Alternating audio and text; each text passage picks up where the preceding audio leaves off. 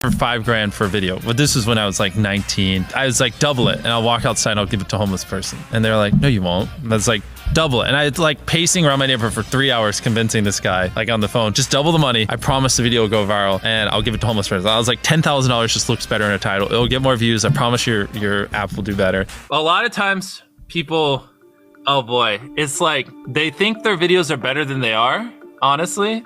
And tell them, Jimmy, tell them. I mean, they do that, and they have horrible friend groups because you really are like the type of YouTubers you hang around. It's getting people with the right YouTuber friend group that aren't pussies and will actually tell them when their content's bad and like actually roast it and help them get better in a nice, positive way. Basically what I did was I somehow found these other like 4 lunatics. 3 of us were college dropouts. 1 was a high school dropout. And 1, I don't know, he just like quit his job. We were all super small YouTubers. And we basically talked every day for 1,000 days in a row and did nothing but just like hyper study like what makes a good video, what makes a good thumbnail, what's good pacing, like how to go viral. We would just get on Skype every morning, and like some days like I'd get on Skype at 7 a.m. and I'd be in the call until like 10 p.m. and then I'd go to bed, I'd wake up and I'd do it again. We'd do things like take 1,000 thumbnails and see if like there's a correlation to the brightness of the thumbnail to how many views it got. Imagine a world where it's just you working solo and you work 12 hours a day every day for like a year. And you're just grinding, you make a mistake, you learn from it, you grind, you make a mistake, you learn from it, and you do that for like a year. And then imagine a different world where you have 4 friends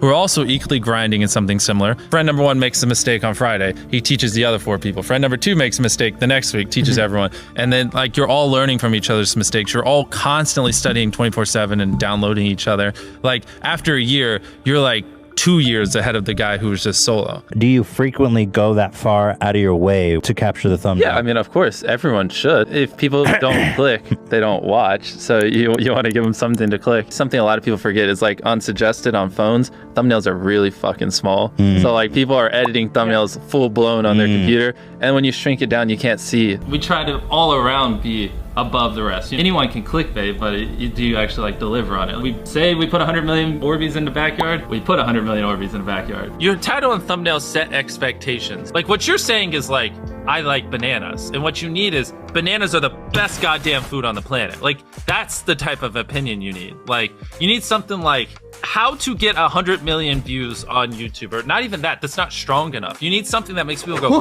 what the fuck? What the fuck did he say in that video? What the fuck? I need to know. At the very beginning of the video, to minimize drop off, you want to assure them that those expectations are being met. If you're putting 1 million Orbeez in a pool, don't start the video with you shopping for, you know, your mom's birthday present. At the beginning of the video, just say, this is 100 million Orbeez. We're gonna fill this pool and this entire backyard with them. Match the expectations, and then you want to exceed them. So you want to assure people that what they clicked on is what they're getting, and then blow their mind and be like, but you're also getting even more. Anytime you say the word algorithm, just replace it with audience. The algorithm didn't like that video? No, the audience didn't like that video. If I wasn't retaining a viewer, just would it make sense for you to promote it? Why would you promote a 10-minute video that people watch on average a minute and a half? I mean, every video, even the stupid ones, I learned something, you know, and that's something I try to make a very big point of, is like, no matter how bad we mess up, like we sometimes have videos that have horrible retention. It's just like, as long as you learn from it, it's not the end of the world. Every YouTuber says it. It's like, no one will ever be able to replicate my style. I gotta edit it.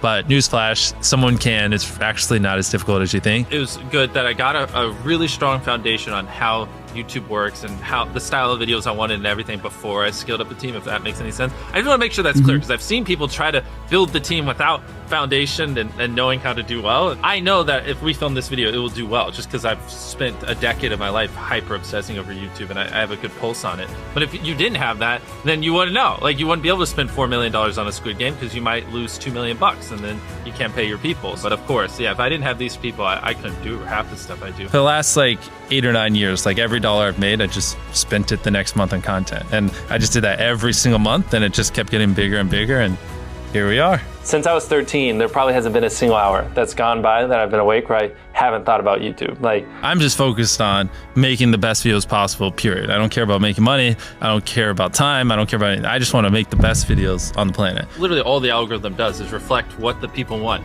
to a T. And if you deny that, you just make terrible videos and are trying to find a scapegoat. We do our videos in other languages as well. If you Google it, it's like only whatever, less than 10% of the world speaks English. So 90% of the world can't even enjoy your content. And when I realized that, I was like, wait a minute. 90% of the world can't even watch this stuff. Like, we just started doing this like 6 months ago, and it's crazy like how viral some of these videos are going. 51 million. In Spanish, the guy who does my dubs is the same guy who dubbed Spider-Man. We managed to convince him. So a lot of those comments are like, why does he sound like Spider-Man? Or is Mr. Beast Spider-Man? To me, what's important is click-through rate, getting people to click on your video, and then average view duration, average view percentage, or just relative retention, and having them watch it. A lot of creators think click-through rate is just like the title and thumbnail and did they click it, but a lot of it too is, did they enjoy your last video? Because if someone watches a video of yours and they loved it, you can bet the next time you're recommended, their chance of clicking is a lot higher. Sometimes we're filming for 3 or 4 days, like 10 hours a day,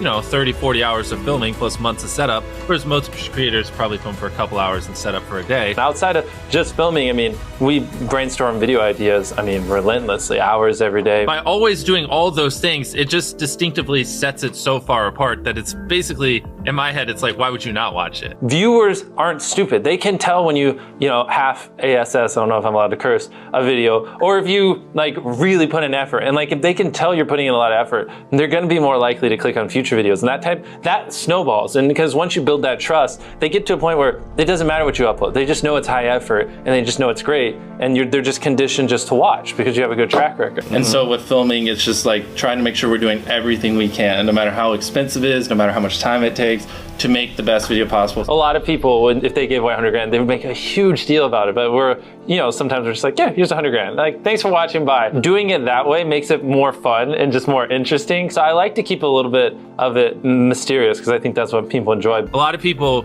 aren't willing to put in 10 hours days because they don't like what they're doing. So it's finding what they enjoy, because it is like a long grind. You're doing the for years, not months. So if you don't enjoy it, then you're gonna burn out. I just had the blessing of finding what I loved at a young age. So because to get to this level, it takes, a decade. Most people don't find what they love till their young 20s. So they'd be where I'm at in their 30s. Yeah. I just lucked out and found it when I was really young. Living your life chasing a nicer car and a bigger and bigger box to live in is kind of a dumb way to go about life. I actually, funny enough, I lived in a super below average home. And I kind of learned why famous people don't live in below average homes, because someone broke in, stole everything I owned. So I had to get a little nicer house for security reasons. But before I was robbed, my place is a little duplex, $700 a month. You get a roommate's $360 split. People think just because you go for views means you can't have fun, but you can pull views and you can have fun, which is what we purposely try to do. If you're not doing something that's just inherently fun to you, you're just quit. Just give up. You gotta at least semi-enjoy what you're doing, or you're gonna quit long before it gets to the point where it brings in money or whatever else could be driving you. So find what you love, and then I would just hyper obsess. Make sure no one doing what you're doing is doing it better. Make sure the videos are as good as possible. You can be motivated by more than one thing. I'm motivated because I want to support my mom and my family. I'm motivated because I want to employ my friends and help them. I'm motivated because I want to help other people. I'm motivated because I want to be a YouTuber. I feel like that's another misconception. You can have lots of things that drive you. Absolutely. Yeah. Absolutely. So there's just tons of stuff that drive me. And everything drives me to wanting to be a YouTuber, so I kind of obsess over it. For the people that are willing to be coachable, I would say just education. There is a lot of misinformation out there that people live and breathe by, the weirdest stuff. I gotta upload at midnight on Wednesdays or my videos don't do well. It's just dumb stuff like that just, they don't realize how badly they're handicapping themselves. Some minor tips I could give is if somehow you could have a payoff at the end, then more people are gonna watch to the end just to see what happened. Whichever one of these 456 people survives the longest wins 456 grand. Cut out all dull moments, try not to over-explain things. If the camera just sits on me and I'm just talking for 20 seconds, it doesn't hold retention as well as, maybe me talking and other footage popping up. It's much easier to get 5 million views on one video than 50,000 views on 100 videos. It takes way less effort to get 5 million views on one video. Back then, which I think small YouTubers should do, is I would reply to every single comment. And so I think a few people caught on that I would always reply. And so some people would just be like, I wonder how long it'll take for him to reply. So that was a lot of my comments when I was smaller, but at least it kept him coming back. And your analytics, and most of you probably know this, audience retention. You can see where people click off. Just literally go through your last 50 videos, write down where everyone clicked off, and then just don't do those